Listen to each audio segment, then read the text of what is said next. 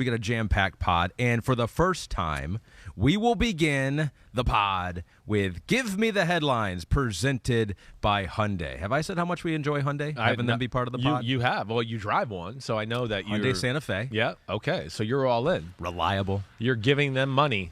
Yeah, we did. Yeah, no, we did. No longer, You've already right? done. You're done. You paid your debt there. But it's been such a good car. Right.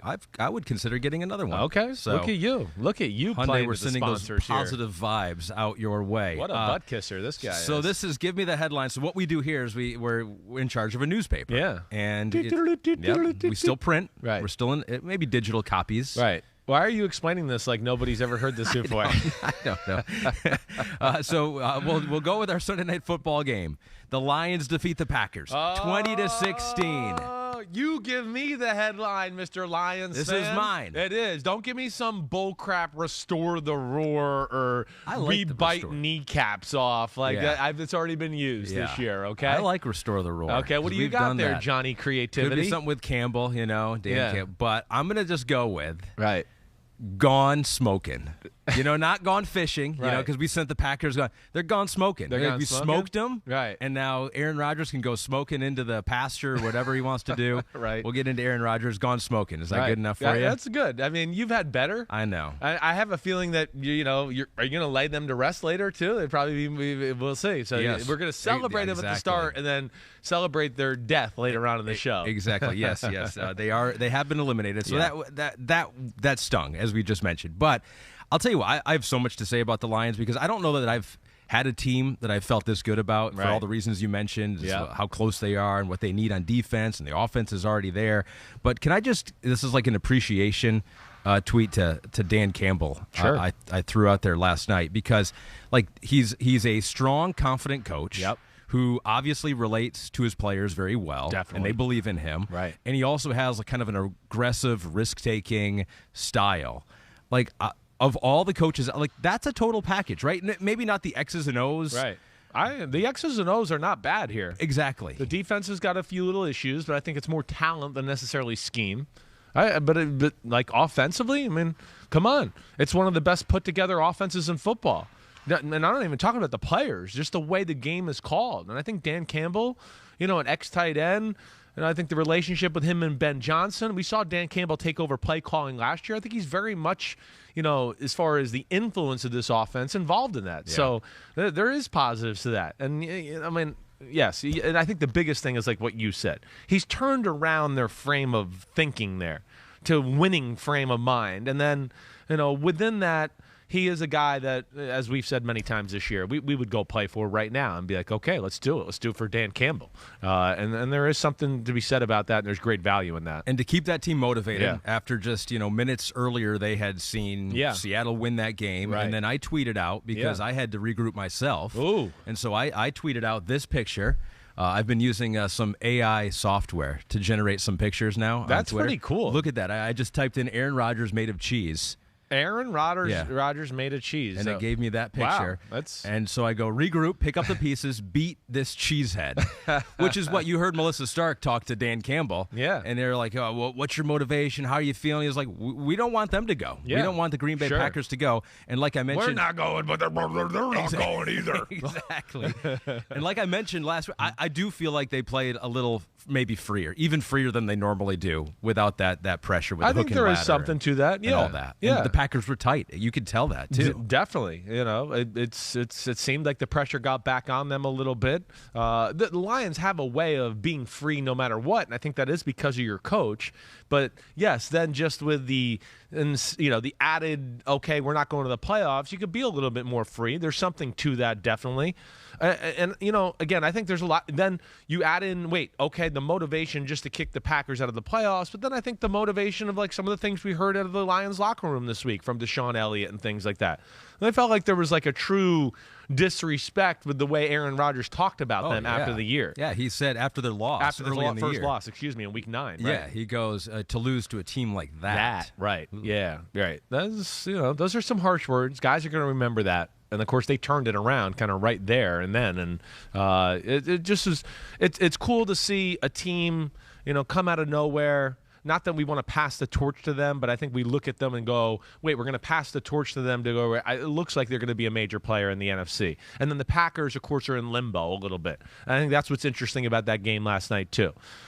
First off, like the pressure, the situation, whatever. There's a few things we could talk about with Green Bay where I just go, mistakes were made. I did not, me, going for it on fourth down early in the game. Your defense has been playing good lately, right? Like, you're just going to give them the ball right there in field goal position. You're not the greatest offense in the world to just say, oh, yeah, 4th and 1 and 4th and 2, we can make it. We're the Chiefs, we're the Bills, whatever. Yeah. I did not love that. And then, of course, some of the mistakes that were made as far as the fumble.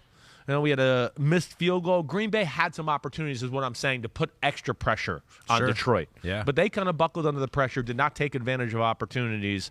Yeah, and as the game went on, it just seemed like, Detroit was letting it fly a little bit more than Green Bay was. Quay Walker rejected after he pushed the trainer. Yeah. Which was second time he's been ejected. It was weird. It was weird. Here's one thing I'll say for him just in his defense. Sure.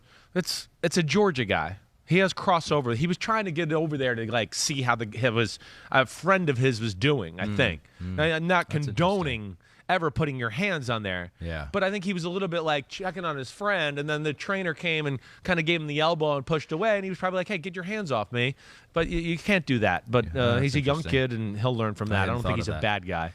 We saw Kirby Joseph, the third pick of Aaron Rodgers this year, Gosh. the DB. This is a good draft for the Lions, too, because you got Jamison Williams, who made that big play. He played very sparingly down the stretch. Yeah, they're still bringing him along, and that was smart. The explosiveness. You see it. Aiden Hutchinson, Joseph, their tight end, James Mitchell, James Houston. That's a good draft class for the Lions. Brad Holmes did a good job. He did a really good job. With Detroit there. One play that was so interesting to me was you saw at the end of the game, too, where the Packers jumped off. It was a short yardage situation. What was it, 2nd and 1 or whatever? It was a 2nd and 1 before the 2-minute warning. They're going to try to pull, let's jump off sides and get a free timeout where the clock will stop. They'll accept it. Yes. And now it's first down again. Instead of them being able to get a first down and our timeouts not matching up quite way with downs and the 2-minute warning, they tried to do the old Mike Vrabel there. Yeah. But Dan Campbell went, no. Yeah. We'll decline that shit, keep the clock running. We'll take 2nd and 1 again, which was very smart. Yeah. I don't know that I've ever seen a team actually decline that penalty. Yeah, I don't know if before. I have either. You're right. That's a new one for sure. But there was, again, I think they're a team that's got a lot of confidence going into the offseason. You said it. There's weapons to talk about. They got money and draft picks to play with. And then on the other side, you got Green Bay as a team where you go, I don't know what's going to happen because of Aaron Rodgers. I don't know where that stands. I think he'll be back. I do. In my heart of hearts. You do? I do. I think. So what's this whole song and dance? Is he using that for leverage? Does he really not know what the future holds? I think he just takes it slow. I don't think he I think he literally doesn't know. He kind of just wants to get away for a little bit and see how he feels after a month, and does he still have that burn, that fire, whatever else. I don't think he's going to go somewhere else. I don't. He enjoys being the king of the castle too much. And he's got everything laid out the way he wants there in Green Bay, and he has all the power. So I just don't envision him going somewhere else like a Raiders or something like that. Unless they both decide, hey, you know what, let's go our separate ways, right? But his money and his contract thing, that's going to be an issue in this whole thing here. But, yeah, I guess if he comes back, it's going to be with Green Bay, and I do think he will come back. It's still a good football team. They need some more difference makers on the defensive side of the ball. They're going to have to re-sign Rashawn Gary, probably to a good contract. But another year with Watson, Romeo Doubs. There's still some pieces. That offensive line with healthy is still good to where I would think the grass is not greener anywhere else. My big thing with Aaron Rodgers is he just got to change his approach a little bit. He's got to change his approach, the way he plays the game, like you saw last night. First off, some throws and decisions, you just go, what? I mean, got lucky with another interception. There was a penalty on the play. Left a touchdown on the board up the right sideline. Remember, I think that was actually the play before the interception he threw. Sure, yeah. Right? He had Aaron Jones up the sideline. It's a touchdown. He underthrew it by 10 or 15 yards. Did not throw the ball well this year. Not to Aaron Rodgers standards. Did not make good decisions. Was not aggressive enough by any stretch of the imagination. Again, this throw for 74% and protect the ball, that shit is over. It's over in the NFL. You got to make plays. You're going to have turnovers no matter what, even if you play it close to the vest. Yeah. So you got to make some plays, and I think that's where he dropped the ball, they dropped the ball, and he's got to be there for OTAs this year. You got to be there through the thick and thin with the team. I think that's very important. I think that was a good point you made, too, because it's like these rookie wide receivers have to earn his trust and will take a while. Well, if it's going to take a while, maybe you should start sooner. Exactly. The fabric and the DNA of a football team gets laid down in the spring. I know it's not the most important part, and I know you don't have to be there every day, but there is something said to being there, a majority of the time, especially when you're the quarterback and especially when you're the highest paid player on the football team. You know how it works, right? If you saw Mike Tirico in the building every day working, doing this stuff, you'd go, damn, okay, I guess that's what I need to do a little bit to pick my game up, right? Damn, that's Mike Tirico. He's running NBC Sports, right? Well, that's what a quarterback does. Are you saying Mike Tirico's at a level higher than Just me? a little bit level. Implying? He does not do, yes, he does. He's a little, he does better headlines, honestly. So he's just a little higher than you. Yeah. No, but that's what I'm saying. You know what I mean? Yeah. That permeates through a football team. When the best player is your hardest worker. And then he's also there having fun, and usually like a guy like Mahomes or Josh Allen or Joe Burrow, they're great guys, so where they make it fun for everybody to be there at work anyways. They have an infectious personality with their drive and their love for the game and all that, and that's, what you need to do. Tom Brady learned that lesson. He learned it earlier in his career. He went through a stint like 2009, 2010, where he was like, I'll see you during the season. I'm going to California. I'm doing all that. And then I think he started to realize, wait, I'm not playing as good a football as I can play. There's some issues here and whatever else. And he kind of readjusted his game that way. I would like to see Rodgers back in the building during the spring. And maybe he doesn't want to do that. And maybe that's why he's going to ride off into the sunset. Well, then you're going to get criticized, and you're going to give us underwhelming performances in Week 18 if you don't want to do that. I could talk about this game forever. But Pete tells me that we have to move on because other games did happen in the NFL. And one game happened out west that impacted the Lions' chances at the playoffs. Congratulations to the Seahawks. You are in the postseason. No one saw this coming in the beginning of the year. Maybe you did a little bit because you said that Geno Smith was going to be pretty good, and he was more than pretty good for them. They beat the Rams in overtime. I've lost my duties as headline writer. It's back to you. What's your headline for this one? He didn't write back, baby. He didn't write back. They wrote him off, and he didn't write back. I feel like this might be the last time this year we'll be able to use that, so we got to use that. Use it one more time. He Geno coined Smith. it. Yeah, he coined the phrase, right? People try to write me off. I didn't write back. I didn't write back. He said it week 1, and here he is. He's still not writing back, and he's saying, kiss my butt, look at me, I'm in the playoffs, and I had one of the best seasons in the NFL at the quarterback position. It wasn't easy yesterday. It was not easy, right, Ahmed? I mean, I don't know how much you saw a pretty good amount because you were on the edge of your seat here. Yeah. That's still a good Rams defense. Jalen Ramsey, credit to him. He was flying all around the field. Holy crap, right? Yeah. I mean, Jalen Ramsey, what a day. The 2 interceptions. I think he was the guy that jumped off the edge to make the missed field goal at the end of regulation that bonked off the up right there. But that was a tough football game. And, I mean, third downs, look at that. 1 for 11. Kenneth Walker had a few plays. They couldn't get it going in the past game. They really couldn't, but they toughed it out, made the plays when they needed to, and they squeaked in the playoffs, and I'm happy for them. Geno Smith, here it is, set the Seahawks franchise record for completions, pass attempts, completion percentage, and passing yards. That's amazing. It's truly, you can't write some of this stuff sometimes, how it all unfolds, but it's kind of its own little Hollywood script right there in Geno Smith, and I'm sure Pete Carroll loves that aspect that he can say Geno Smith one-upped Russell Wilson a little bit in some of these categories. So can they make a run? So they got to go to the 49ers. Of course, we're going to get, as the week goes on, we'll get into more of these matchups. We're not going to do it a bunch on this one. They're dangerous. What surprised me, though, is that like late in the game, they were down 3, final 2 minutes. They had the first and goal from the 2, had 3 straight Kenneth Walker runs. I know. They couldn't get it in there. Right. And so that's the problem with their team right there. That's an issue. Well, it's the offensive line, right? How many? Think about some of the bigger games they've played this year against the better defenses. We just have gone. I don't know if they can really run the ball. He might make some crazy, freaky runs, right? Or I don't know if they can really protect, and that's what would scare me. Like as we see in the 49ers game, both games, he never had enough time to let Lockett and Metcalf get down the field to make some big plays. So that'll be the big question here, is can they just block well enough to let some of their playmakers have the opportunity, right? And that to me is a big question. I kind of edge on the side of no against the elite teams. They might be able to get away with some of the other teams in the playoffs, but like 49ers, Eagles, I'm not really sure about that. But again, yesterday, look at, the stat line a little bit. 29 for 114 for Kenneth Walker.